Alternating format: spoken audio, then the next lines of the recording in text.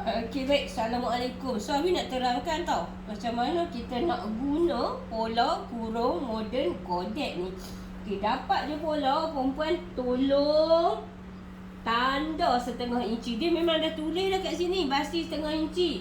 So, perempuan tanda macam ni. Okey, daripada ni sampai tahun ni. Lepas tu kita agak yang dah straight dah ni, kita ambil pembaris ni, garis sampai ke bawah.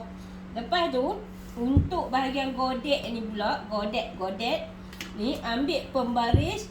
So kita garis. Nampak tak kat sini dia tulis apa tu? Hak tanda lipatan ni kan.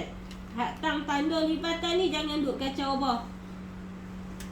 Dekat bahagian tanda lipatan tu jangan duk kacau apa. So jadi kita garis, kita buat satu garisan dekat sini. So jadi Lola ni baju kat bahagian badan pun ada, dekat bahagian godek pun dah ada.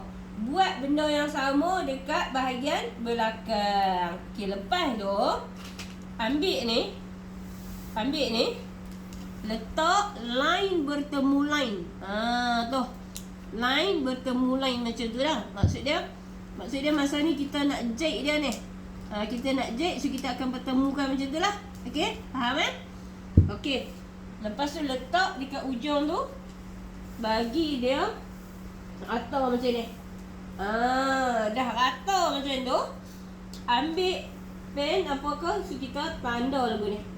Ni tanda macam ni, tanda ni. Okey, so bila dah dapat macam ni, maksudnya dekat bahagian baju sat lagi kita akan jahit daripada ketiak sampai tang ni.